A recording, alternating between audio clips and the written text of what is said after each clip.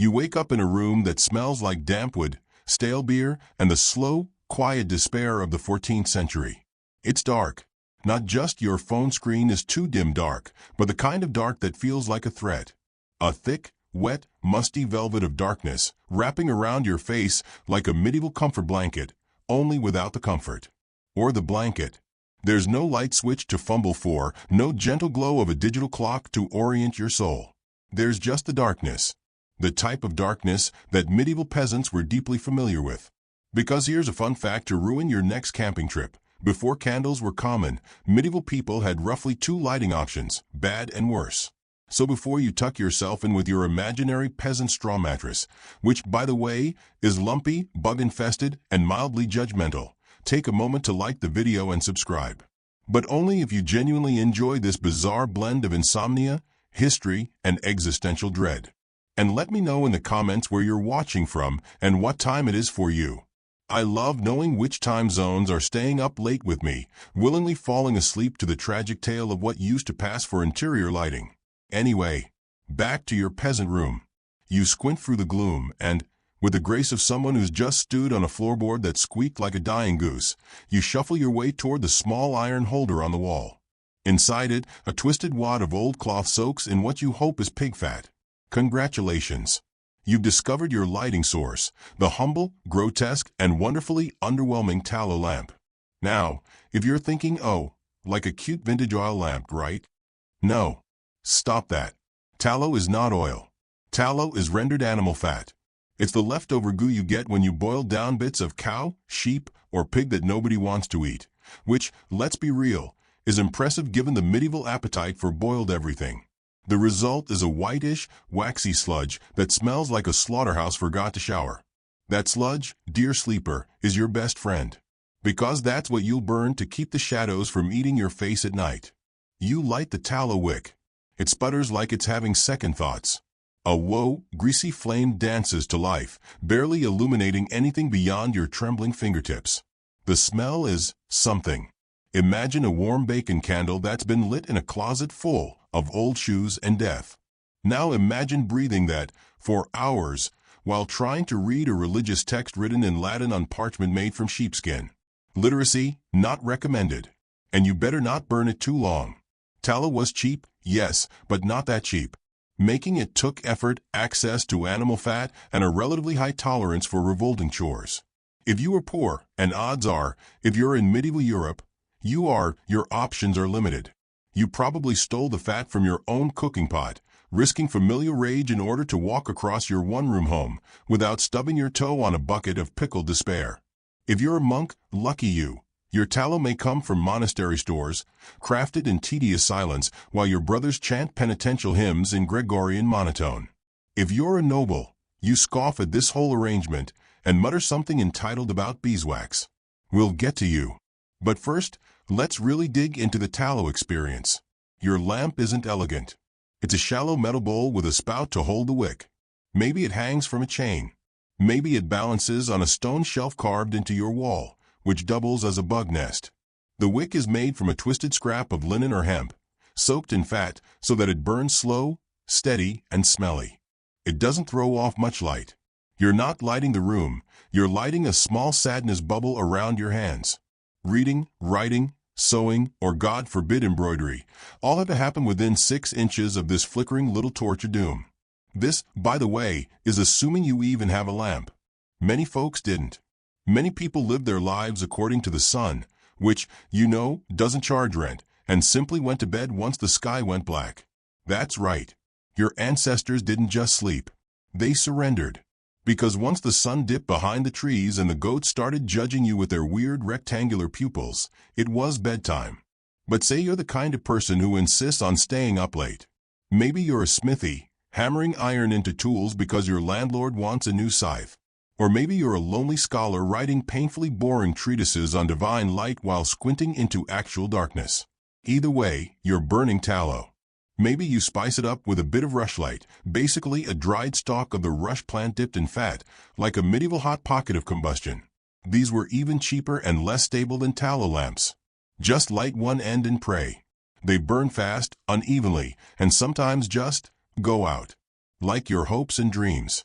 The rushlight was the go-to lighting method for the extremely poor. You'd take the pithy stem of the Juncus effusus, yes, we're getting botanical, peel away the green outer layer, and soak the core in animal fat.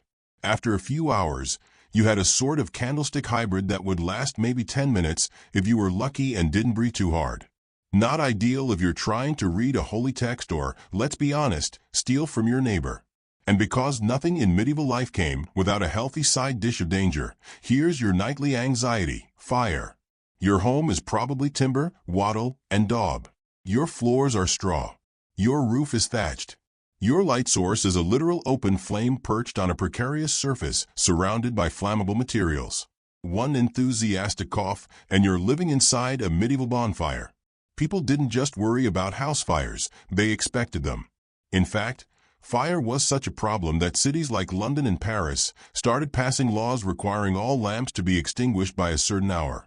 That's what a curfew originally meant, from the French couvre-feu, or cover fire. Not bedtime for teens, but please stop lighting the city on fire, Brian. So if you're planning on getting cozy with your tallow lamp and reading erotic Arthurian fan fiction past midnight, think again. The sheriff may knock on your door with a stick and fines. By now your eyes are watering from the smoke. The tallow flame is doing its best impression of a sad birthday candle in a wind tunnel. The smell is making your soup taste like pig armpit. You sigh.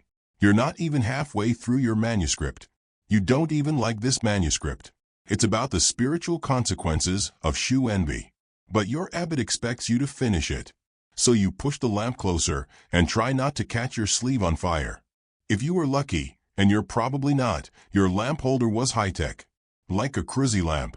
Popular in Scotland and Ireland, the cruisy lamp had two tiers. The top held the fat, the bottom caught the drips. It was the IKEA of medieval lighting, functional, slightly confusing, and likely to leak.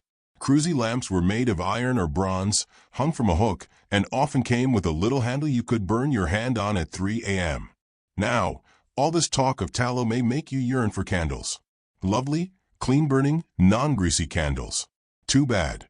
If you're hearing this in the 10th century, candles are not for you. They're for God. And sometimes kings. Beeswax candles were expensive. Really expensive. Monks used them in churches because God apparently had a taste for luxury. If you were rich, you might splurge on a few. But peasants? Please. You could buy a sheep for the cost of a few fancy candles, and at least the sheep came with wool, milk, and emotional support. Most peasants saw beeswax candles once or twice a year. Usually during Christmas or some other holy feast, when the village church rolled out its nicest stuff. That's when you'd stand there, mouth agape, watching golden light spill from intricately carved candlesticks, and think to yourself, wow, this must be what heaven smells like. Spoiler, it's beeswax and incense, with a hint of disappointment. But we're not at beeswax yet.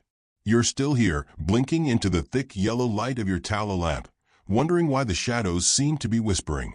You wrap a shawl around your shoulders. The room is cold. The lamp flickers. You wonder how people survived this. And the truth is, they didn't, always. Eye strain was real. Respiratory problems from smoke inhalation were common. Poor lighting shortened workdays, restricted study, and made every nighttime task 3 times harder. Want to fix a hole in your tunic? Good luck stabbing your thumb instead. Want to eat late? That stew's going cold, and you can't tell if the meat is still safe or already sentient. So people went to bed early. Not because they were healthy, but because they were blind, cold, and broke. They woke before dawn, did chores by starlight or firelight, and then shuffled through another day of mud, famine, and interpersonal feudalism. All under the dim, flickering light of fat-based suffering. But don't worry. We're just getting started. There are more types of medieval lighting to explore. More misery to illuminate.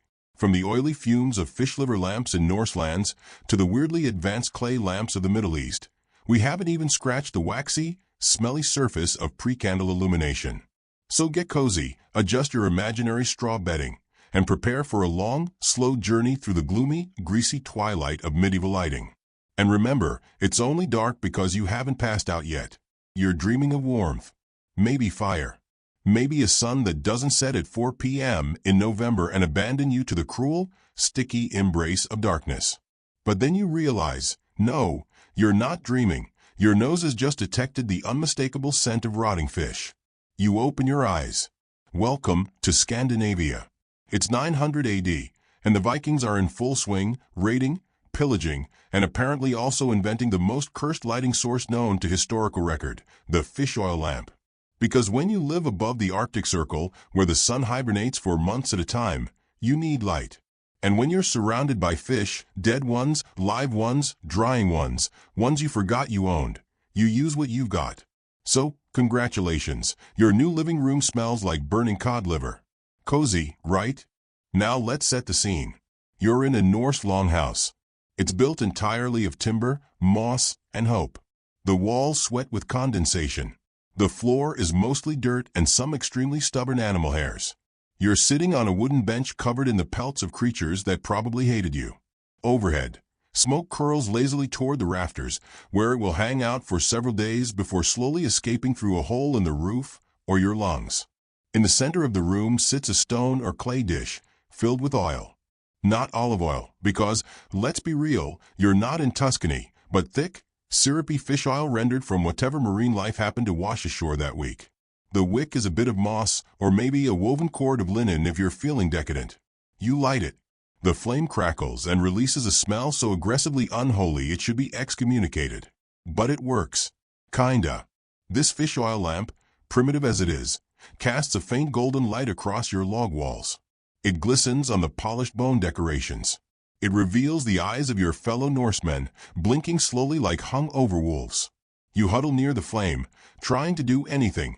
Repair your boots, carve a runestone, stitch up a tear in your woolen tunic.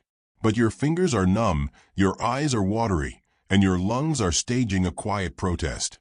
Still, this is the good life. You have fire. You have fish. You have just enough visibility to stab yourself with a whalebone needle. Some nights, if the gods are kind, you can burn seal fat instead, a richer, slower-burning oil that smells marginally less like a seafood buffet lit on fire. Still smells like sadness, though. Now, you might be wondering, why not use wood? Great question. And the answer is, we did. But wood burns fast. And unevenly. And unpredictably. Also, most homes weren't built to handle open torches on a regular basis. Unless you were outside, say, running dramatically through a forest chasing a bear, torches weren't your go-to indoor solution. And even when they were used, they were awful. Picture this, a wooden staff, wrapped with resinous bark or dipped in pitch, then lit. That's your torch. It drips. It smokes. It sets things on fire when you sneeze. Holding it too long means burnt fingers and an existential crisis. It's like wielding a flaming log with trust issues. Back inside the longhouse, you're trying to ignore the reek of oil and focus on the warmth. Your cousin Olaf is snoring near the hearth. The sheep is chewing on a bit of the wall. The lamp sputters, casting long, flickering shadows across the beams above. The light isn't constant, it's alive. It pulses and shrinks and leans, as though possessed by the ghosts of every mackerel that died to fuel it. In this pre-modern world, light isn't passive. It isn't gentle. It's a hungry, unpredictable force that must be fed, soothed, and occasionally apologized to. It's not a matter of flipping a switch. It's a matter of boiling down animal bits, stuffing them into containers, and praying your fire doesn't get ideas. Fish oil, for all its horror, was surprisingly widespread. The Inuit used whale blubber and seal fat in soapstone lamps known as kullaks. These were elegant in their own way, curved bowls carved from stone, wicks placed carefully along the edge, designed to emit both light and heat in a controlled manner. You could cook on a kullak. You could survive with one. Of course, you could also choke to death on the fumes if you weren't careful. But that's just part of the romance. So here's the hierarchy, in case you're wondering. At the bottom, you've got rushlights, the equivalent of lighting your home with a burning stick of celery. Slightly above that, you've got tallow, pig fat on fire, basically. Then fish oil, which is grosser but lasts longer. Then seal or whale blubber, which is elite-tier fish fat with bonus warmth. And then, finally, if you're lucky or rich or divinely favored, you have beeswax. But let's not get to beeswax just yet. That would be too kind. Instead, we're heading south to the Mediterranean, the land of olives, sunshine, and tiny clay oil lamps that could burn for hours if you could afford the oil. You wake up in a Roman villa. You are surrounded by marble, mosaics, and vaguely disappointed statues. The walls are plastered and painted in garish reds and mythological nudes. Your sandals are made of leather. Your breakfast is suspiciously fishy. Welcome to 100 AD. The Roman Empire is thriving, and so is indoor lighting, at least if you're wealthy. The oil lamp of choice is a small clay contraption about the size of a teacup. It has a handle, a spout, and a hole in the center to pour in oil. The oil is usually olive, rich, golden, and not at all smelly. You insert a linen wick, light it, and behold, clean, steady light. It doesn't smell like a haunted butcher shop. It doesn't fill the room with smoke. It simply glows. Civilized. Calm. Absolutely pretentious. In the evening, slaves or servants would light dozens of these lamps throughout the home. They'd place them on bronze stands, ceramic wall brackets, or carry them in metal holders with little wind guards. You could read by this light. You could write. You could bathe, gossip, plot a minor political coup. It was peak luxury. Of course, if you were poor, and most people were, your lamp was probably handmade, cracked, and filled with rancid oil you bought from a sketchy mun near the docks. The light was dimmer. The wick burned faster. And your landlord still charged you a candle tax because life, even in antiquity, was deeply unfair. Still, the Roman oil lamp represents a step up in technology. It's engineered. It has thought behind it. Some even had decorative tops, lions, gods, erotic scenes for those long, lonely toga nights. Owning a nice lamp was a bit like owning a smartphone today. It said something about you. It said, I can afford olive oil and live snails. But there was a catch. These lamps were dangerous, too. Not just because they could fall and set your straw mattress on fire, but because of something modern viewers may recognize: lead poisoning. You see, Romans loved lead. They put it in their pipes, their cookware, their makeup, and yes, their lamps. Some were made from bronze with high lead content, which meant that as your lamp burned, it also slowly released invisible particles of what just happened to my brain. Still, no matter the method, tallow, fish oil, olive oil, seal fat, the core reality was the same. Light was expensive. It was fragile. It came with smoke, odor, and danger. It was a luxury, a tool, and a liability all in one. You had to manage it, respect it, fear it a little. Which brings us, rather tragically, to bedtime. In nearly every culture, the ultimate lighting method was none at all. People slept when it got dark. The day ended with the sun. You'd crawl into bed, a straw-filled sack if you were lucky, a wooden board if you were not, and listen to the silence. Maybe there'd be a lamp burning low, just enough to see the outline of your wife or the mouse stealing your bread. But mostly, you'd sleep in the dark. Because if you ran out of oil or fat, you were done. If your wick burned too fast, too hot, too low, your night was over. If your lamp cracked, spilled, or smoked out the room, you had to choose between fixing it or just giving up and talking to the ceiling. And that's the thing. In the pre-candle world, darkness wasn't just a time of day. It was an event, a force, an ever-present threat, pushing in at the edges of every human activity. People feared the dark, not just for the monsters, demons, and unpaid taxes that might lurk there, but for the sheer isolation of it. So they clung to light, however they could, even if it meant dipping a dead eel in fat and setting it on fire. But don't worry, this journey is far from over. We haven't even talked about how monks created makeshift lighting schedules using water clocks, or how the Islamic Golden Age brought in cleaner, smarter oil lamp designs, or how people tried using glowing fungus and lightning bugs as DIY nightlights. Yes, that's a thing. So close your eyes. Drift off to the gentle flicker of a flame you can almost smell. Let the oily fumes of historical suffering lull you into a deep, fish-scented slumber. And know that, compared to your ancestors, your LED nightlight is a godless miracle. We'll keep the lamp burning. You wake up in a hut. Not a cottage. Not a house. A hut. The kind of structure that's half architecture, half enthusiastic pile of mud and sticks. The roof leaks. The walls sweat. The air smells like ash, mold, and the collective failure of 3 generations. It's sometime around 1150 AD, and you're a peasant in rural England. Congratulations, you have survived until nightfall. And now, you get to not see a single thing for the next 12 hours. Unless, of course, you use a rushlight. Which you will. Because candles, proper candles, cost more than you'll earn in 2 months. So instead, you pick up a dry, reedy stalk of rush plant, one you harvested earlier that week from the marsh where hope goes to die. You've peeled it, soaked it in animal fat, probably mutton tallow, and now, in your dim little hovel, you strike a spark onto it. It lights. Poorly. You're now holding what is basically a burning stick of sadness. The rushlight flares for a moment, then settles into an uneven, sputtering glow. It's dimmer than a candle, dimmer than your outlook on life. But it's light. Technically, it's better than nothing. Unless you ask your eyesight, or your lungs, or the fire safety gods who have clearly forsaken you. You jam the rushlight into a holder made of twisted iron. If you're fancy, you've got one with a clamp that can be tilted. If you're not fancy, and spoiler alert, you're not, you just shove it into a lump of dirt and pray it doesn't fall over. Now, let's talk tallow. Tallow is fat. Rendered animal fat. It's solidish, smells like regret, and burns with a thick, greasy smoke that clings to your clothing, your throat, and your immortal soul. Making it requires boiling down animal parts in a pot that your neighbors will pretend not to smell but absolutely do.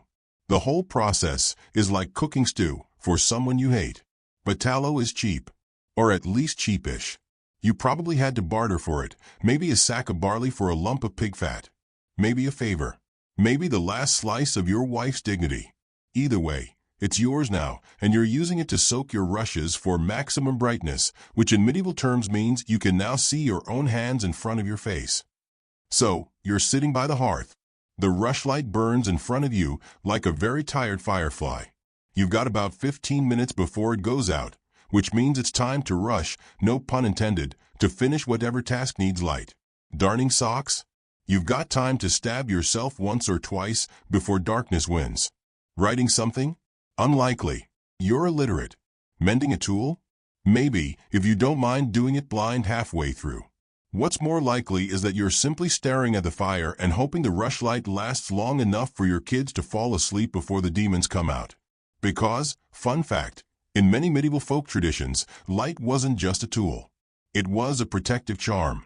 A ward against the dark. Against spirits. Against your neighbor who probably hexed your goats. You see, light wasn't just about seeing.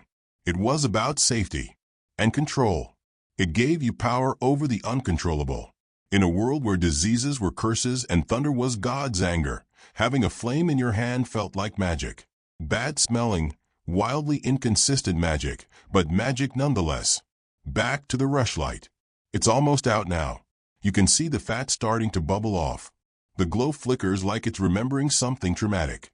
And you've just settled into your straw mattress, which smells like something that once lived and now doesn't. Your blanket is a burlap sack. Your pillow is your arm. The rushlight dies. Darkness slams into the room like a door closing. It's quiet. You listen. To the rats. To the wind. To the heavy, ominous breathing of your family members all piled into the same room. The darkness is complete, the kind that makes you question whether your eyes are even open. You sigh. You fall asleep. Not peacefully. No one with fleas sleeps peacefully, but deeply. Because the sun will be back eventually, and you're not wasting 1 second of that sweet, sweet daylight. But let's say you weren't a peasant. Let's say you were slightly better off. Not a noble, but maybe a town merchant. Someone with access to options. And to the grease lamp. Now, this one is special. You wake up in a merchant's home in 14th century Bruges. You've got wooden floors. An actual glass window, tiny and fogged over, sure, but it's glass. Your bed doesn't immediately give you tetanus. Luxury. And your light source? A little metal bowl filled with animal grease and a homemade wick. It burns longer than a rushlight. Brighter. But it smells like you left a roast duck in the fireplace for 3 days and forgot it existed. The flame dances merrily, like it has no idea it's being powered by medieval sadness. The bowl might be brass or iron. The wick is usually cotton, twisted tight. You light it and place it carefully on a stand. The grease is thick, but once warmed, it seeps slowly into the wick, feeding the flame like a grotesque little Fordrick. Your shop is filled with shadows, but the lamp helps. You count coins. You weigh spices. You eye your competitor through the window and wonder if he's using beeswax. The bastard. Grease lamps were the mid-tier solution, not noble enough for wax, but not desperate enough for rushlights. They were the fluorescent ceiling bulbs of their time, utilitarian, ugly, and slightly offensive to the nose. Now, let's pause for a moment. Because before we go any further, I need to say this. If you're still awake, first of all, impressive. Second, now's the perfect time to hit that like button and subscribe. Not because I'm desperate, I mean, maybe a little, but because it helps this strange little sleep horror history series reach the kind of audience that genuinely enjoys being whispered to about medieval lighting technologies. Let me know in the comments where you're tuning in from and what time it is for you. I always love seeing if you're falling asleep at 2 a.m. in Iowa or pretending to work at 3 p.m. in Madrid. You people are delightful. Now then, back to Greece. The thing about fat-based lighting, whether rushlights or lamps, is that it was highly democratic. Everyone could make one. You just needed some kind of animal product, something to hold it in, and a profound disregard for your own respiratory health. Even monks, sworn to lives of poverty and discipline, relied on this stuff. Picture it, a drafty stone monastery in the Alps. It's 1 a.m., and Brother Theobald is trying to finish illuminating a manuscript. He dips his quill, squints at the tiny Gothic letters, and gently moves his grease lamp closer. It flares. A gnat flies into the flame. The room now smells like hot bug and cold guilt. He mutters a prayer, which is Latin for I hate everything, and keeps writing. In monastic communities, light was precious. Not just for work, but for timekeeping. Monks had to pray at very specific hours, matins, lauds, vespers, and that required some way of marking time in the dark. Enter the water clock, a slow-dripping container used to measure time overnight, often paired with a bell. When the water reached a certain point, it would trigger a little float that rang a bell. Ding! Time for another psalm. But even that required a light source to check, which meant more grease, more lamps, more fire hazards sitting quietly next to priceless manuscripts. It's a miracle any libraries survived the Middle Ages. So here's the pattern. If you were poor, you burned rushes. If you were a little better off, you burned tallow in a bowl. If you were rich, well, we'll get to that. But most of the population, like 95% of people, spent their lives straddling the grim little space between not quite dark and definitely flammable. And that brings us to one more horror, the homemade lantern. These were not the beautiful brass lanterns you see in movies. These were boxes. Wooden boxes. Or clay. Or metal if you were rich. Inside was a candle or lamp. The sides were either open, which was dumb, or covered with some kind of translucent material. If you had money, it was glass. If you didn't, it was horn. Yes, animal horn. Scraped thin. Pressed flat. Slightly transparent. It looked like someone tried to make a window out of toenails. Horn lanterns were common, portable, and surprisingly durable. You could take them outside. Hang them from carts. Carry them to the privy. Just you, your thoughts, and a chunk of cow horn glowing faintly with the power of barely functional fat. It wasn't glamorous, but it worked. And that's the medieval philosophy in a nutshell. If it works, it's good. If it smells bad, that's your problem. If it sets the barn on fire, maybe don't do that again. So you drift back to sleep. The horn lantern is glowing on the table. Your rushlight is dead. The grease lamp has burned low. Outside, the stars are flickering, distant, cold. But inside, against all odds, there is light. Terrible, greasy, flickering light. But light nonetheless. Sleep well. Because next, we're finally going to talk about candles and why they were the cryptocurrency of medieval lighting. Unstable, expensive, and always slightly disappointing. You wake up in a bed. An actual bed. With sheets that smell only mildly of mildew and social climbing. You're a merchant. A real one. Guild certified.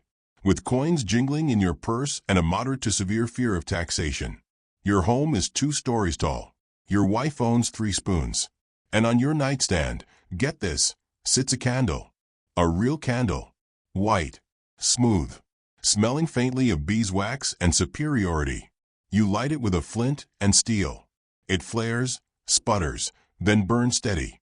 A soft, golden glow spreads across your room, casting dignified shadows on the wood paneling. The smell is faintly sweet, like someone smuggled a honeycomb through the economic despair of Europe. Congratulations! You are now what peasants call a light aristocrat. Let's talk about beeswax. Beeswax was the luxury wax, the caviar of illumination. It was clean-burning, long-lasting, and didn't smell like cooked pig armpits. That's a big upgrade from the tallow nightmare we discussed earlier. But there was a catch: beeswax was expensive. Like, wildly expensive. You needed bees, and not just one or two, an entire colony. You needed someone willing to keep those bees alive, harvest the honey, scrape the wax, filter out the bee guts, and mold it into tidy little sticks of upper-class smugness. All without dying from anaphylactic shock, which, back then, was diagnosed as he died weird. So, how expensive are we talking? Well, in some places, a single pound of beeswax could cost as much as a week's wages for a laborer. A pound might get you 4 or 5 decent-sized candles. That's about 15 to 20 hours of light. So if you wanted light for one full winter's evening, let's say 6 hours, that's almost an entire day's pay, just to see your own nose. Naturally, most peasants responded to this with a healthy shrug and just went to bed early. But churches? Monasteries? Nobles with fragile egos and cavernous halls to illuminate? They loved beeswax. In fact, beeswax candles were often reserved specifically for church use. They were considered pure, sacred, fit for God and for terrifying, echoing masses conducted in the dark at 4 a.m. Where did all that wax come from? Bees. And peasants. Because, surprise, many medieval manors required peasants to pay part of their taxes in the form of beeswax. Or candles. Which meant part of your annual responsibility, along with not dying of plague, was giving your lord 2 pounds of purified insect spit in stick form. Nothing says feudal loyalty like lighting someone else's bathroom. Now, the shape of candles wasn't always the perfect little cylinder we imagine today. Early candles were lumpy, misshapen, handmade. You took a length of twisted flax or linen and dipped it over and over in hot wax until it became thick enough to burn. This was done by candlemakers, officially called chandlers, who operated in cities and towns and were often required to live far away from other people. Why? Because candlemaking smelled like hell. If you were working with tallow, the common folks' wax, it meant boiling animal fat for hours. The stench was overwhelming. A mix of greasy smoke, scorched protein, and whatever sadness lives in a pig's shinbone. Chandlers were frequently banished to the outskirts of town, near the tanners, the butchers, and the people who made medieval glue. Don't ask. If your job involved boiling or scraping something dead, you weren't invited to the castle mixer. Now back to your candle. You're admiring it, watching it flicker gently on the windowsill. Your face glows in the warm light like you've just invented poetry. It's not just light, it's mood lighting. It's ambience. It's the medieval equivalent of Instagram lighting, and you're soaking it up like a smug golden retriever. Your neighbors see the glow and assume one of 3 things. You've joined the clergy. You're having a spiritual awakening. You're rich enough to burn money. Which, essentially, you are. But here's the thing. Candles weren't just for showing off. They were symbols. In churches, candles represented the light of God. In ceremonies, they stood for purity, life, and sometimes death, depending on whether you were getting married or buried. There were candle blessing rituals, candle parades, candle venerating saints. And if you were a really good Christian, you might even leave a few candles in your will. To the Church of St. Agnes, I leave 5 beeswax candles, to be burned at the feast of my overwhelming guilt. Also, fun fact, candles were often used as timers. You see, wax burns at a fairly predictable rate. So if you needed to mark time, say, for a prayer or an execution, you could light a candle and let it burn to a certain notch. Some candles even came with little pins inserted at intervals. When the wax melted past a pin, it would fall and make a noise on a metal tray. Ding. Time's up. Go confess. Or go get guillotined. Whichever the occasion required. It's poetic, really. Time melting away. Dripping down. Lighting your room while counting your minutes. Soft, soothing, ominous. Now, let's take a quick detour into color. Most candles were a pale ivory color. But if you were rich enough or weird enough, You could add colorants. Red from cinnabar, green from verdigris, blue from lapis lazuli, if you were a literal maniac. And for scent, you could add herbs, lavender, sage, even frankincense.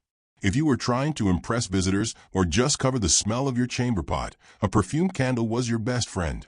So, imagine you're a guest in a minor noble's home. You walk into the great hall. A dozen beeswax candles flicker along the walls. The smell is warm, sweet, almost religious. You feel welcomed, comforted, slightly judged. Then your host tells you those candles cost as much as a cow, and suddenly you're reminded of your social status.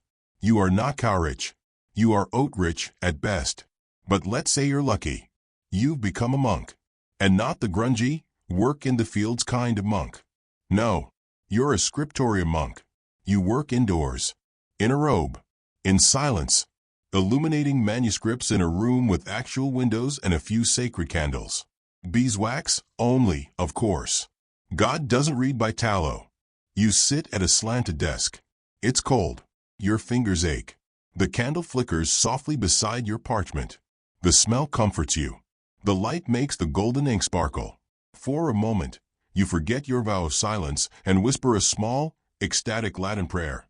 Deus, I love this waxy little stick. And then you keep writing. 4 hours. Because your only other job is to live, die, and occasionally chant. Now let's return to reality. You, lying there, in bed, watching the candlelight dance on the ceiling.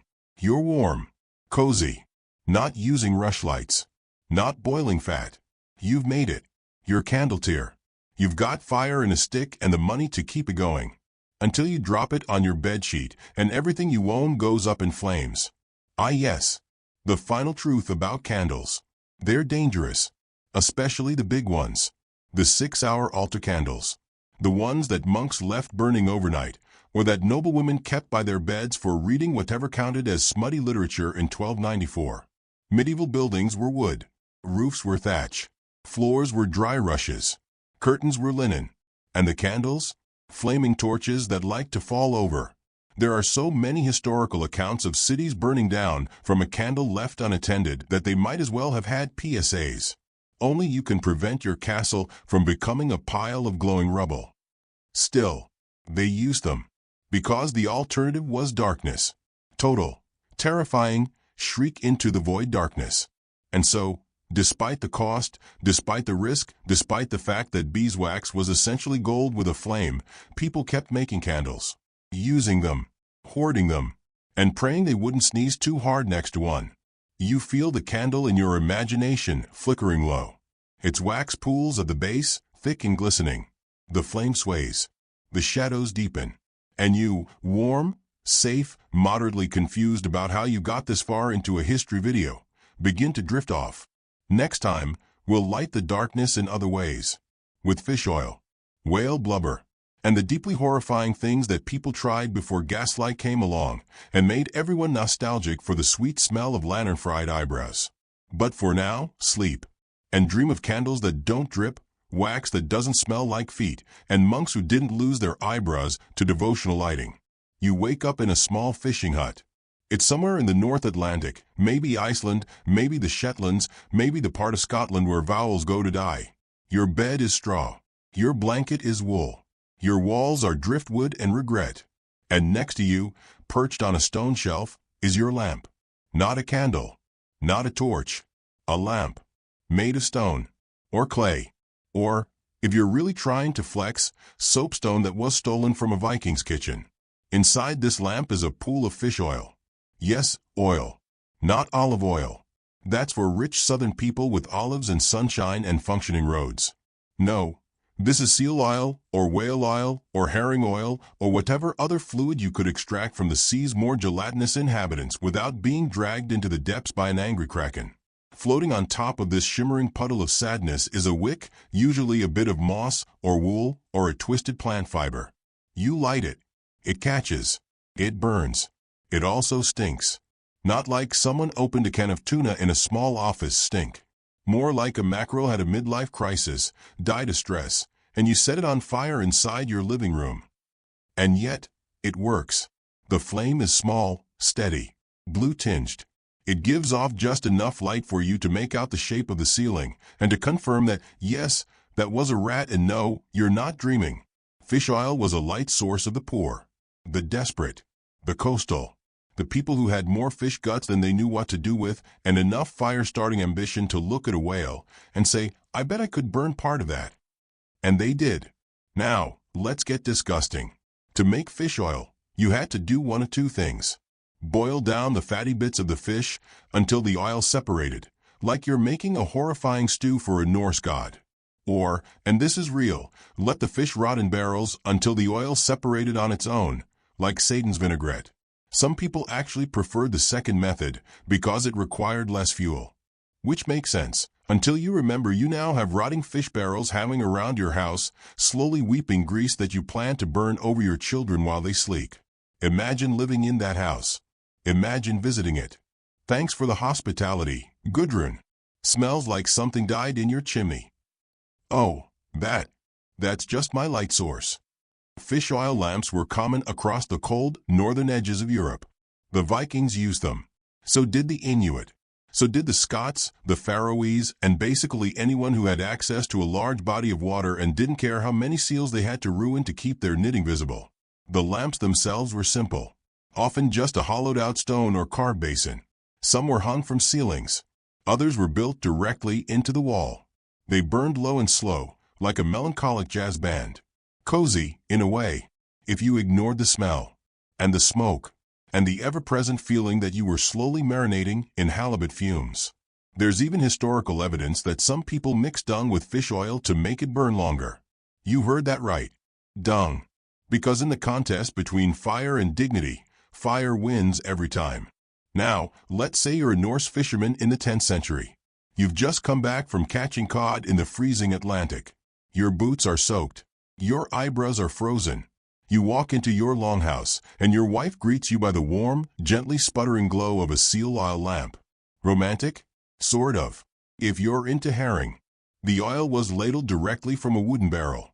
The wick was homemade. The smoke curled up into the rafters, where it mingled with soot from the hearth, the smell of drying fish, and the occasional whiff of goat sweat from the sleeping livestock. Because yes, you shared your house with animals. For warmth. And, as a bonus, for extra flavor in your lamp smoke. But fish oil lamps weren't just for peasants and Vikings. No. They found their way into medieval cities, too. Especially near harbors. In workshops. In cellars.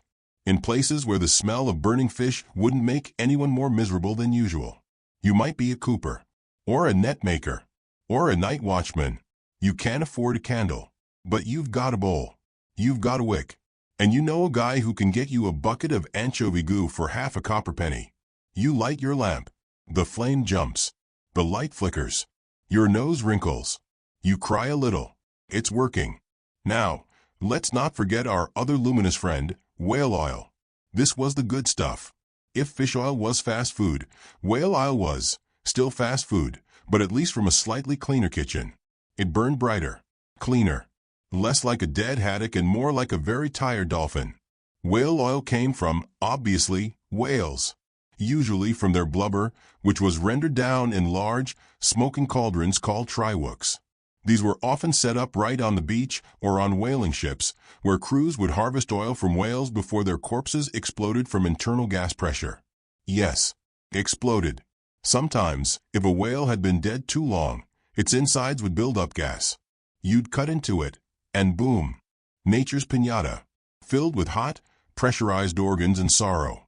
You'd skim the oil from the triwork vat, pour it into barrels, and transport it across oceans to be sold to people who didn't mind that their bedroom lamps came with a side of cetacean doom. In medieval Europe, most of this didn't come from industrial whaling like we saw in later centuries. It came from stranded whales or coastal communities that knew how to take advantage of a beach leviathan without asking too many questions. You see a giant sea creature rotting on the sand? That's not a tragedy. That's a lighting opportunity. Fish oil and whale oil continued to be used well past the medieval period, into the 17th, 18th, even 19th centuries. But in our medieval context, they were mostly regional. Too smelly for urban elites. Too expensive for inland peasants. just right for the salty, frostbitten, seal-hating communities that hug the edges of Europe like barnacles on a shik. And you know what? They worked. People read by these lamps. They sewed. They prayed. They brewed revenge plots. All by the gentle, flickering glow of combusting sea life. Not romantic, but effective. And now, as you lie there, listening to the sound of this slow, greasy chapter winding down, imagine yourself in a tiny stone cottage. Wind howling outside. Waves crashing. A small, flickering blue flame dancing on the wall. The smell? Unholy. But the light? Enough. Enough to see your hands. Enough to keep the shadows at bay. Enough to remind you that, somehow, against all odds, humans kept finding ways to burn things in bowls to defeat the night. You open your eyes. You're not in a monastery. You're not on a windswept fishing coast. This time, you're in a dark forest clearing. There are no lights. No sounds. Just the heavy breath of pine trees and the sword of darkness that medieval people used to whisper about, clutching rosaries and making up stories about demon goats that eat your toes if you fall asleep with them uncovered. Then, a crackle. A spark. And in the middle of this primeval gloom, someone lights a resin torch. Welcome to the world of burning trees on purpose, also known as the next best thing before candles. Let's rewind the sleepy clock just a bit. Before candles became the gold standard of indoor illumination, and long before whale oil was shipped in barrels to light up the homes of people who smelled like salted fish in economic despair, people turned to the simplest, most immediately flammable thing around, trees. Specifically, pine wood, resin, pitch, sap. Basically, medieval nature's version of lighter fluid. Trees like pine and spruce contain resin, that thick, sticky stuff that leaks out when you stab them with an axe and they scream in tree language. This resin is flammable. So, naturally, someone at some point thought, what if we made this into a light source and also maybe started a forest fire in the process? And thus, the pine torch was born. You're a woodsman. It's the year 1084. Your cabin is more bark than building. Your boots are mostly fur stitched together with twine and prayer. And you've got a bundle of pine splinters drying above your fireplace. These aren't ordinary splinters. They're cut from the heartwood of pine trees, the part that's soaked in resin and basically halfway to being a candle already. You light one. The flame leaps up, crackling. It spits. It smells like a Christmas tree that's been cursed. And just like that, your single-room cabin is bathed in a flickering, sputtering, dangerously inconsistent yellow light. Is it cozy? Debatable. Is it safe? Not remotely. Does it work? Technically, yes. This method was called splint lighting or sometimes fatwood lighting. People used these splints like enormous medieval matches. They'd stick them in special holders on the wall or prop them up in a stone base, lighting one at a time, each lasting maybe 10 to 20 minutes. If you wanted an hour of light, you'd need a whole bouquet of burning sticks. It looked less like illumination and more like you were trying to summon Odin with fire and optimism. Now imagine trying to read by one of these. You squint at your prayer book, holding the page 6 inches from your face, while sparks fly off the pine splint like angry fireflies and your hair slowly begins to smell like regret. Also, if you're wealthy, you're not doing this. You have candles. Or at least someone to hold a lamp for you. The pine splint torch? That's for peasants. For shepherds. For farmers getting up at 4 a.m. to shovel frozen mud and be yelled at by livestock. The splint isn't a luxury. It's barely survival. It's just what you have. But wait. It gets better. Because someone, somewhere, probably a bored blacksmith or a very tired monk, decided that holding a stick was too much effort. So, they built something better, lanterns. That's right. The medieval version of the flashlight, but made of wood, iron, animal horn, and a deeply questionable understanding of airflow. Imagine this. You're walking through the muddy streets of 12th century London. The fog is so thick you can taste it. You step in something you hope is just horse dung. And hanging from your hand is a lantern, a crude iron frame, enclosing a small oil lamp or candle, with sides made from horn, scraped thin like medieval plastic wrap. Glass? Huh. No glass. That was expensive. Rare. Possibly wizardry. Most people used horn, translucent sheets shaved from cow or ox horn, to let the light shine through without letting the flame get blown out by wind, curses, or aggressive pigeons. You open the little door on the front, light your oil lamp inside, and shut it. The lantern glows dimly, casting warped shadows on the alley walls like you're being followed by sad, blurry ghosts. This was cutting-edge technology for the time. Lanterns allowed you to carry light, protected from wind and rain. They were used by watchmen, monks walking between monasteries, pilgrims making their way along muddy paths, and thieves who didn't want to stub their toes on their way to rob someone. And because open flame was the unofficial arsonist mascot of the Middle Ages, having it inside a box was marginally safer. Some lanterns had reflectors, thin sheets of polished metal behind the flame to bounce the light forward, like the medieval equivalent of a car headlight. Did it work? Sort of. If you didn't mind the light looking like it had been chewed by a goat. Others had little holes cut in the sides for ventilation. Not too many, though. You wanted air, not wind.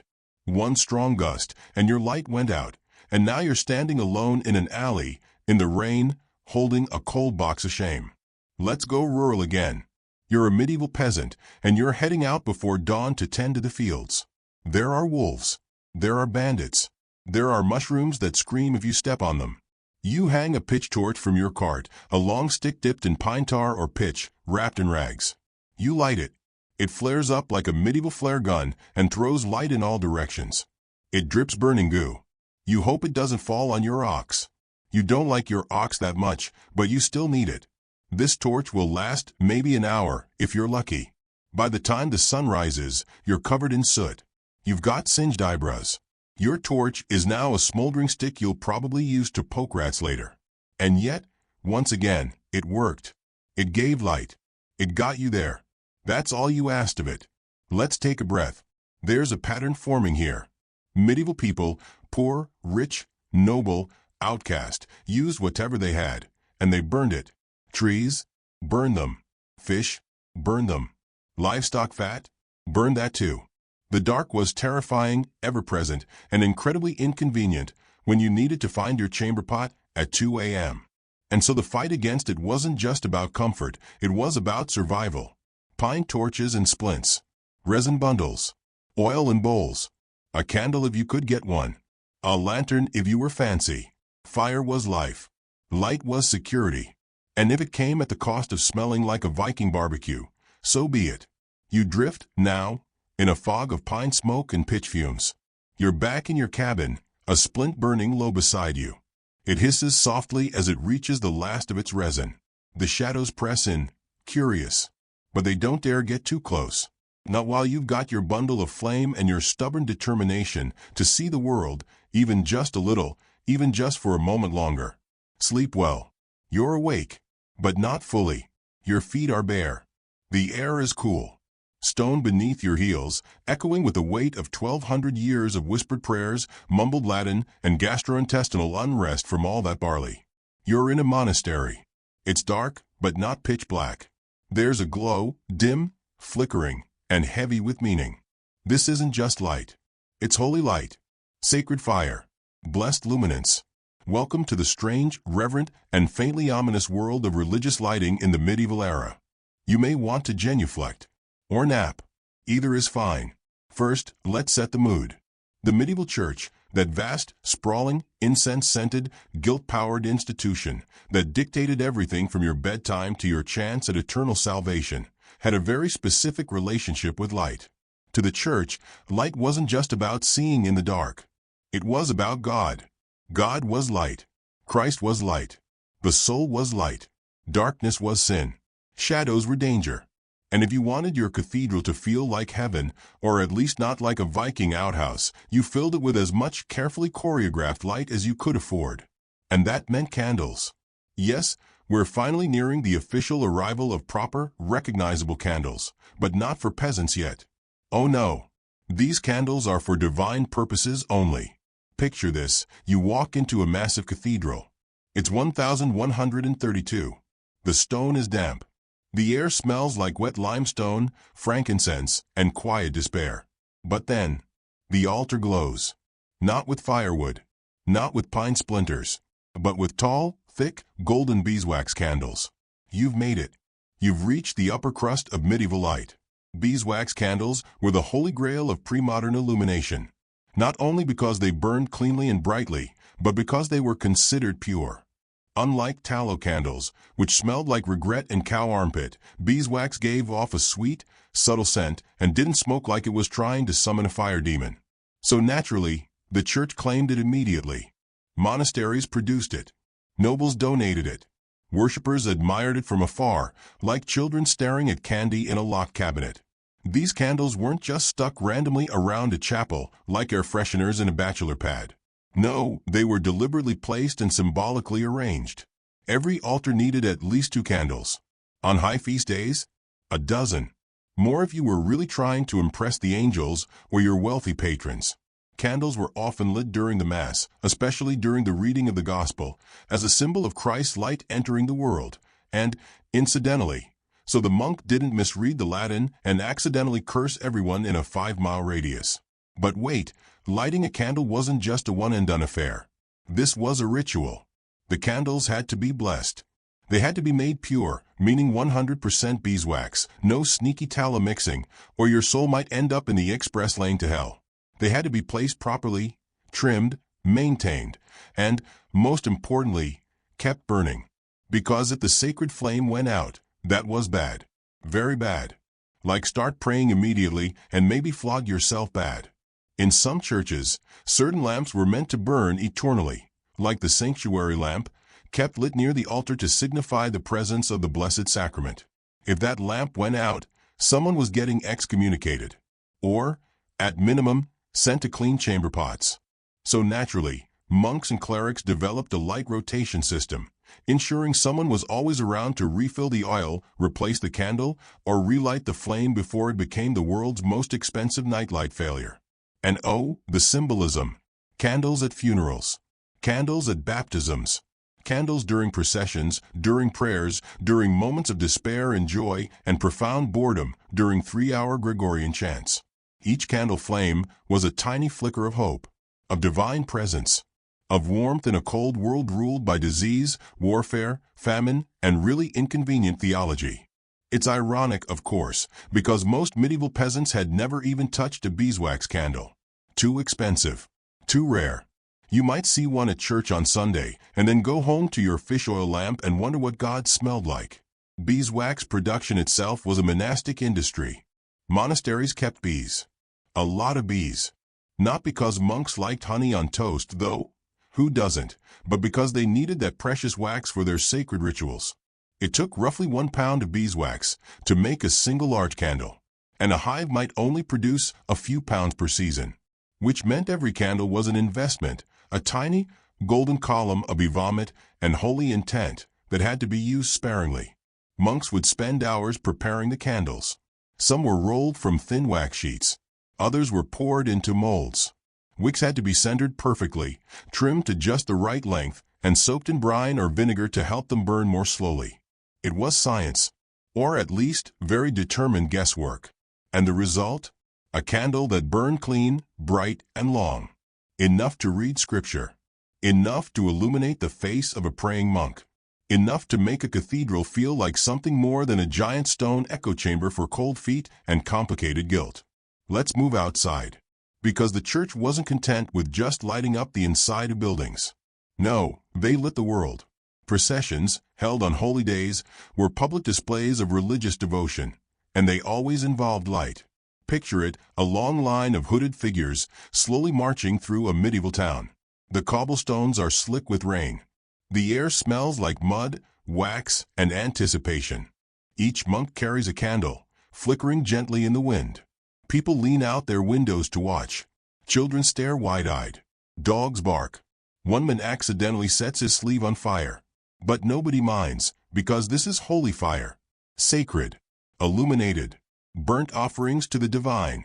In some towns, large bonfires were lit on feast days, echoing older, pagan traditions that the church politely renamed and then hoped nobody asked too many questions about. Fire, after all, has always been communal. Even in the cold, calculating corridors of church doctrine, it brought people together. To pray, to witness, to burn things in a slightly more organized fashion. And of course, there were votive candles. Still seen today in churches, cathedrals, and anywhere someone needs divine intervention and only has pocket change. In the Middle Ages, votive candles were lit as part of prayers and offerings. You'd light one and leave it burning, a symbolic stand-in for your intentions, your loved one, or that thing you did last week, and really hope God didn't notice. Some shrines had dozens of votive lights, each burning in silence, watched over by a dusty statue of a saint who had absolutely no idea this was his job now. So let's recap this flickering chapter of piety and pyromania. Beeswax candles, the Gucci handbag of medieval light. Monasteries, home to the most overworked bees in Europe. Sanctuary lamps, divine night lights you really didn't want to let go out. Votive candles, 100% biodegradable prayers. Light equals God.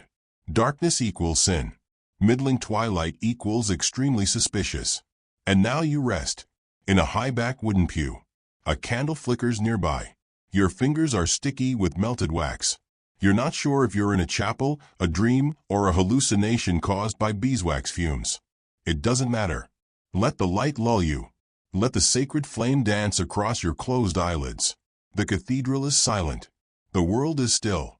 And the only thing moving is the small, persistent flicker of a candle that has been burning for 900 years, or at least since supper. Sleep well. You wake up. Again. This time, it's not in a church. You're outside. It's night. Very night. Not Instagram aesthetic night, with neon puddles and warm back alley glow. No. This is true medieval night. The kind of darkness that feels heavy.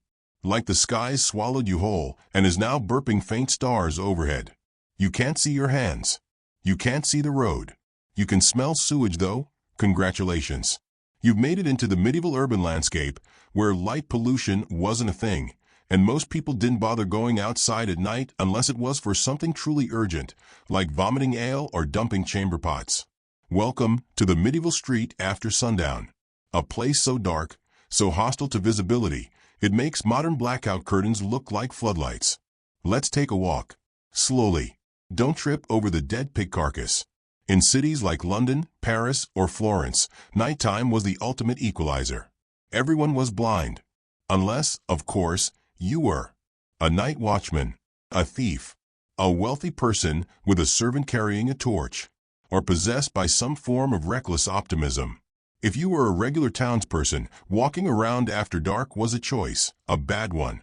Not just because you could be mugged, arrested, or eaten by rats the size of small terriers, but because there was almost no public lighting. Let's say that again slowly. Cities were not lit. Not well. Not consistently. Not safely. There were some exceptions, we'll get to those, but for the most part, darkness reigned. Here's why. Oil was expensive. Candles were expensive.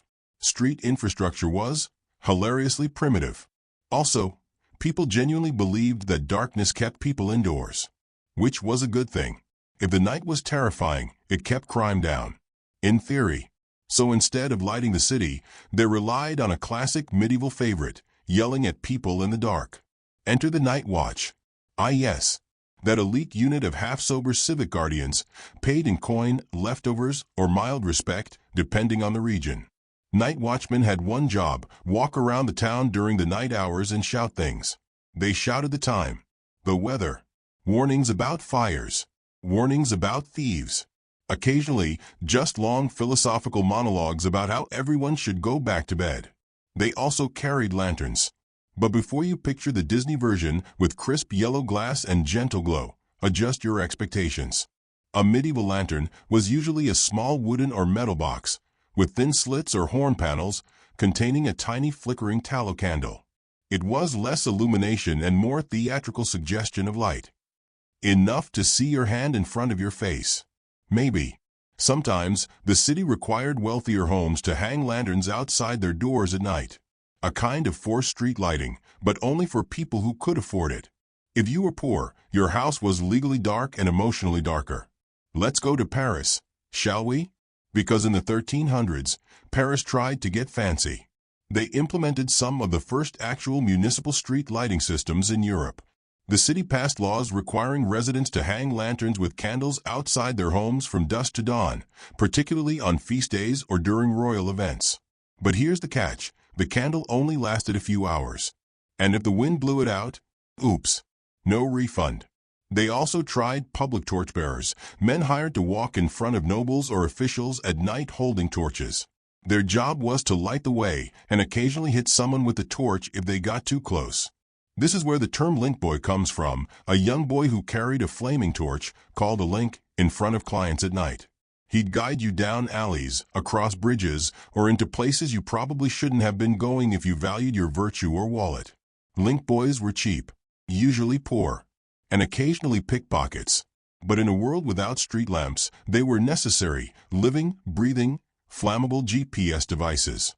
Over in London, it was much the same. By the 1400s, some ordinances required lanterns with lights to be placed outside homes during the darker months, especially in winter, when night fell around 4 p.m. and everything became vaguely horrifying by 4:07. Watchmen walked the streets, calling the hours. 1 o'clock and all is well, they'd cry, loudly, in case some peasant was trying to sleep. And of course, if it wasn't well, fire, robbery, plague. Well, then it was just 1 o'clock and everything's awful again. The town crier sometimes doubled as a nighttime announcer, alerting people to curfews, emergencies, or general municipal misery. But again, these men were armed with weak lanterns, staffs, and often no backup. If they encountered criminals, they might shout. They might try to chase them. But more often, they just tried not to get stabbed and promised to mention it at the next council meeting. Now, for the urban elite, that 1% who had money, dignity, and a real mattress, going out at night wasn't quite so treacherous. They had servants, torches, and the ability to pay bribes. Imagine this. You're a wealthy merchant in Florence. You've had a very long dinner, with too much wine, and possibly some aggressive lute music. It's late. You want to go home. Do you walk alone in the dark? Of course not. You summon your torchbearer, your armed servant, and your hired link boy, and you make your triumphant, albeit wobbly, exit into the street. Your path flickers in gold. Shadows leap across stone. Rats scatter. Everyone sees you coming. And that's the point. Light wasn't just for seeing. It was status, visibility, power. The brighter your entourage, the more important you appeared.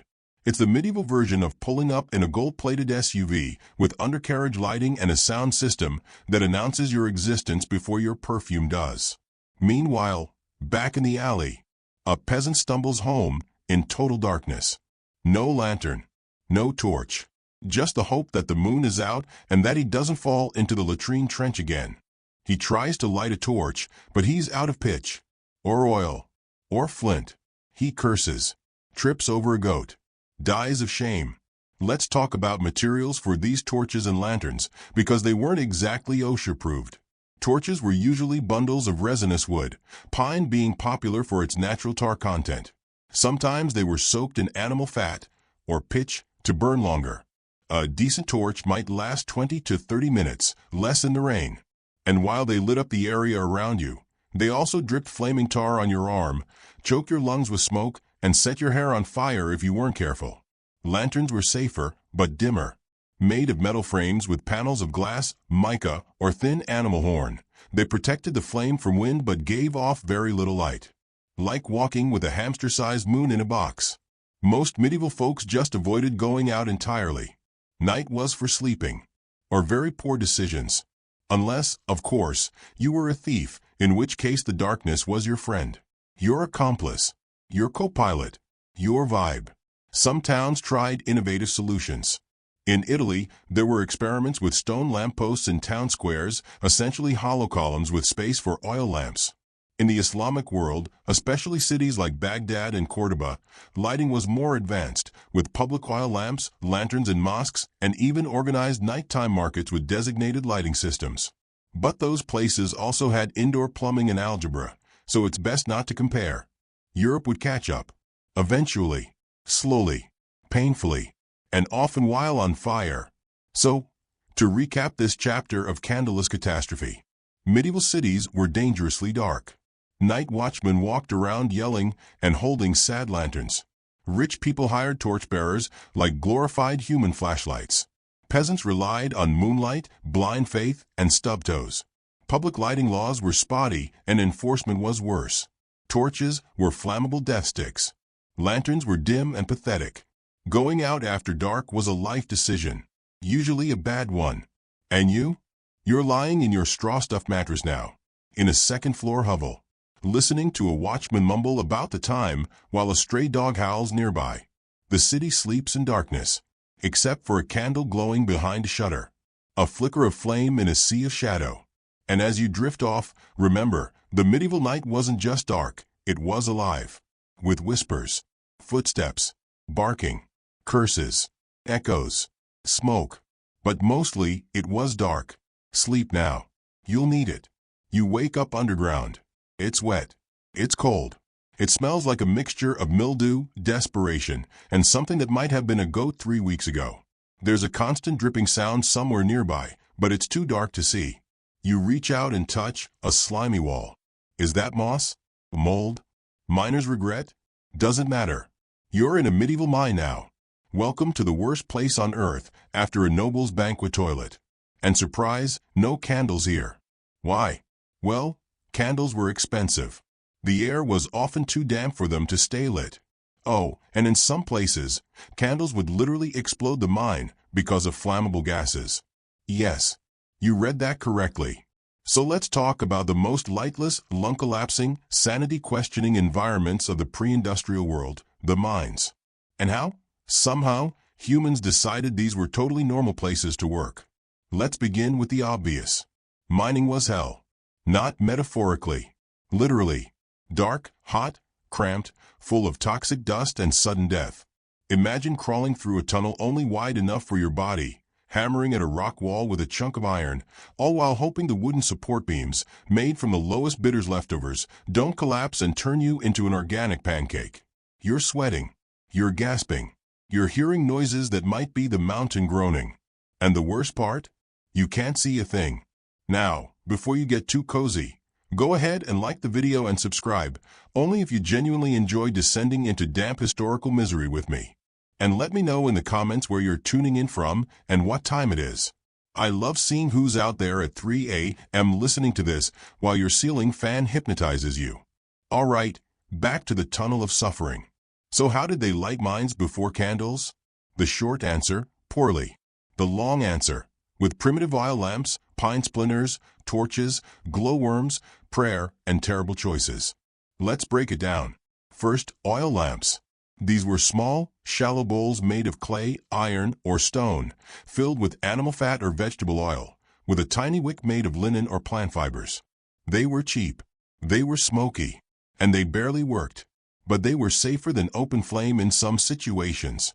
Miners would either set these down in notches carved into the rock walls or, if they were really desperate, hold them in one hand while chiseling with the other, which is about as safe as brushing your teeth with a chainsaw.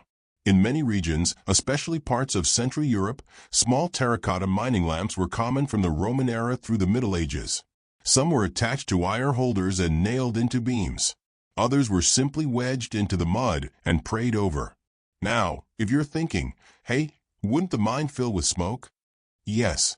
Yes, it would. Ventilation was, let's say, minimal. Most of the airflow in a medieval mine came from wind accidentally entering the shaft, someone fanning the entrance with a cloth, or divine intervention. There was no mechanical system, no proper ducts, just a lot of hope and lung damage. If you were lucky, there were air shafts, vertical tunnels to the surface that let hot air escape. If you were really lucky, you worked in a shallow mine. If you weren't lucky, carbon monoxide poisoning was the least of your problems. Next, we have the pine splinter method. In forested regions, especially in Scandinavia and Eastern Europe, miners would use resin-rich splinters of pine wood, called faggots, as torches. They burned brightly, for about 5 to 10 minutes. Then they fizzled. And if you dropped one on the floor, well, congratulations, now you're stuck in a collapsing, flaming tunnel that doubles as a sauna. They were used sparingly, and often by miners working near entrances where airflow could support the flame. Deeper in the mines? Not so much. Too smoky. Too risky. Some clever miners learned to rotate light. One guy held the torch while others worked, then they switched. This way, no one inhaled more than the recommended daily dose of charred lungs. Then came the fireproofing solution, glowworms. Yes, really. In some places, especially in folklore, there were stories of people collecting glowworms or bioluminescent fungi to provide faint light in caves. Were they bright? Not even close. Did they work? Barely. Was it better than total darkness? Technically, yes. One medieval tale from Wales speaks of miners lining their helmets with moss that glowed faintly in the dark, likely Panella stypticus, a type of bioluminescent fungus. And while this sounds like fantasy, some historians believe it may have genuinely been used as a form of organic glow-in-the-dark lighting. Unfortunately, it didn't last long. The light would fade quickly, and the miners were back to licking rocks and regretting their life choices. And then, of course, there's faith. Some miners worked without light at all.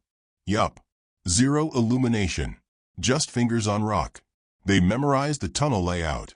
They felt their way through the shafts. They tapped walls to find faults. They worked in total darkness, hour after hour, day after day. And when they came back to the surface, their eyes had to readjust slowly. Some wore cloth over their faces for hours to avoid sudden blindness. Others just walked around squinting like mole rats with hangovers. Outside the mines, let's talk about another light-deprived hole of horror, monasteries. Now, don't get me wrong. Monasteries were technically above ground. But some sections, especially scriptoriums, wine cellars, and crypts, were so dark they may as well have been in the earth's crust. Scriptoriums, where monks spent their lives copying books by hand, were sometimes blessed with large windows. But not always. In colder regions, those windows were covered with horn, not glass, which distorted the light and turned everything into a blurry mess. So monks lit oil lamps, or tallow candles. But again, these were costly, smoked up the room, and had to be rationed. Some monks developed special metal mirrors to reflect more light onto their writing surfaces, medieval ring lights, if you will. Did they work? Sort of. If you didn't mind the fire risk. Which, incidentally, everyone minded. Because monasteries burned down constantly. Some orders, like the Cistercians, outright banned unnecessary lighting as a form of austerity. Which means that Brother Bernard spent 12 years copying psalms by the light of regret and a damp window slit. In more literal caves, such as catacombs, hermit cells, or underground chapels, people relied on similar methods. Tiny oil lamps, handheld torches, or, most horrifyingly, nothing at all. Hermits sometimes went deliberately without light to discipline the body and simulate the void. This was not for the faint of heart or the claustrophobic. One account from the 11th century describes a monk who spent 17 years in a cave with only a single flame allowed per day, and only during prayer. He died blind, possibly holy, definitely vitamin D deficient. And then, of course, there's the funerary use of underground lighting. In some catacombs, particularly Roman ones later used by medieval Christians, you'd find lamp niches carved into the walls where small terracotta oil lamps were placed during ceremonies. Not for the living, mind you, but for the dead. The idea was that the soul would find its way to heaven by light, or, more practically, so the mourners didn't trip and land face first into Cousin Agrippina's eternal resting place. So here's the takeaway. In the world before widespread candles, going underground was a gamble. A gamble with your lungs, your eyesight, your sanity, and your chances of returning to daylight. Miners burned animal fat, pitch-soaked sticks, and whatever they could steal from nature to make light. Monks strained their eyes to preserve wisdom. Hermits embraced the dark. And every flicker of light, no matter how dim, was a thread of survival in a tapestry of shadow. You lie in your straw mat now, blinking slowly. You can still hear that dripping sound. But this time, it's your ceiling. Probably condensation. Probably. Sleep now. You wake up to the sound of waves. But not the soothing, resort-style kind of waves. No, this is the loud, angry kind that sounds like Poseidon just stubbed his toe and wants to take it out on you personally. You open your eyes. Pitch black. Salt in the air. Salt on your tongue. Salt basically everywhere, like a seasoning-themed horror movie. You're on a 13th century cog, a type of medieval trading vessel, and it's the middle of the night.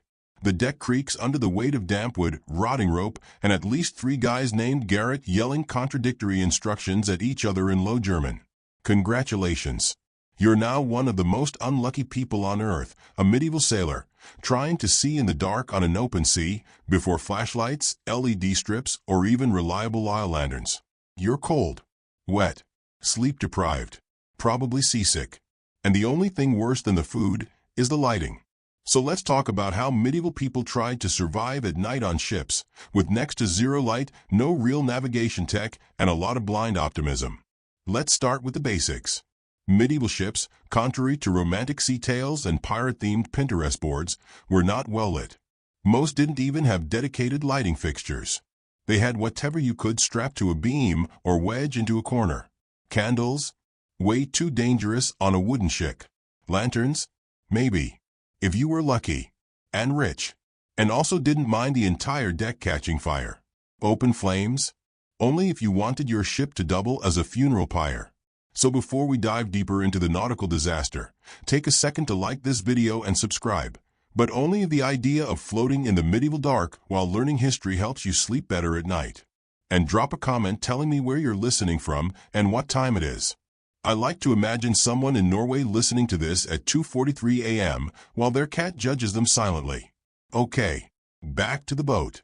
The most common form of lighting aboard medieval ships was the oil lamp, often protected in a crude housing of metal, pottery, or wood and horn lanterns. Let's pause there. Horn, as in cow horn, thinly shaved, semi-translucent, glued together into rough panels to create a medieval glass of sorts. It didn't exactly let in a lot of light. More like a glow, if you squinted hard enough. But it was safer than open flame and less likely to ignite the rigging, which was made of extremely flammable tarred rope. These lanterns were often hung from the ceiling of the cabin or lashed to a beam with rope and desperation.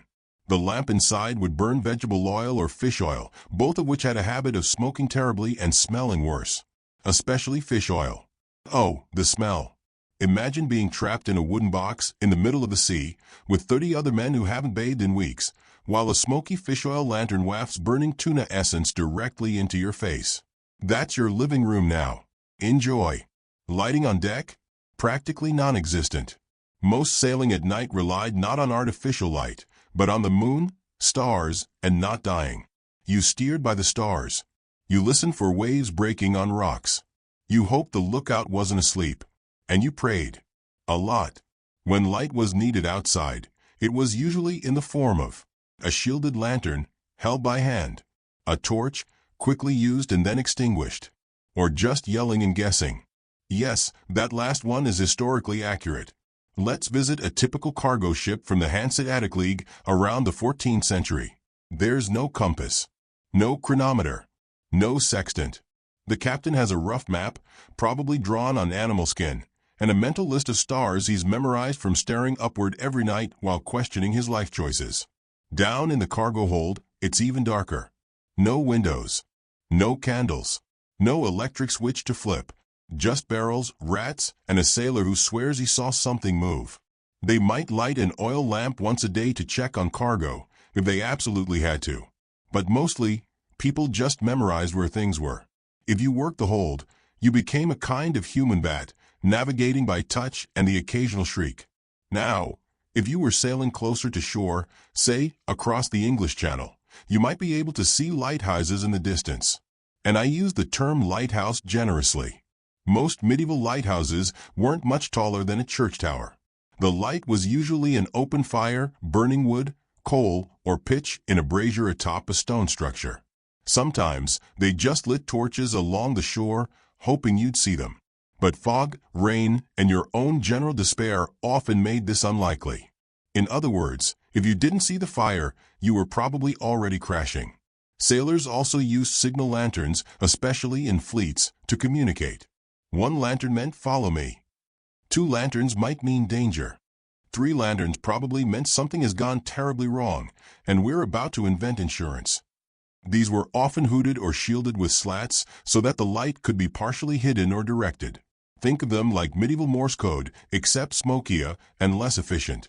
And then there were personal lights. If you were lucky enough to have a bunk in the officer's quarters, aka the slightly less rat-infested corner, you might have a small clay lamp or candle stub for writing, reading, or crying into your salt damp pillow. But again, fire on a wooden ship? Huge risk. Most captains banned open flame below deck, which is why sailors often worked, ate, and drank in the dark or by the occasional flicker of communal lamps. A warm glow? That was luxury. A steady flame? Practically royalty. What about long-distance travel? Imagine a medieval ship crossing the Mediterranean in the 12th century. Maybe you're a merchant heading from Venice to Alexandria. You've packed spices, silk, letters of credit, and the bare minimum in lighting. Nights are long. Boredom is deep. Lighting is almost non-existent. If you're lucky, someone got a small lamp burning olive oil, swaying gently with the waves, protected inside a brass lantern that someone probably stole from a monastery. But mostly, you just stare into darkness, listening to the creaking of timber and the groans of tired sailors who have forgotten what the sun looks like. And if there's a storm, forget the lantern. Everyone's too busy not dying. The light becomes lightning. The wind howls like the wrath of several angry saints. And the only illumination is the occasional spark from someone smacking into the mast. In later centuries, especially by the 15th century, ships started to see slightly better lighting, thanks to improved oil lamps, glass lanterns, and slightly better design. But even then, the sea at night remained a realm of shadows. You navigated by moonlight. You relied on memory. You trusted the guy at the tiller to not confuse north with almost north. And you lived in constant fear of shoals, pirates, or floating directly into France without paperwork. So to summarize, lighting on medieval ships? Terrible. Oil lamps? Smoky and unstable. Candles? Rare and risky. Torches? A last resort. Personal lights? Minimal at best. Safety protocols? Non-existent. Comfort? Please. But still, sailors survived. They crossed oceans. They braved storms. They invented cuss words in at least 6 dialects. And they did it all mostly in the dark. So tonight, as you drift into sleep, imagine yourself on that slow-moving cog, wrapped in a damp wool cloak, rocking gently as the waves slap against your wooden bed.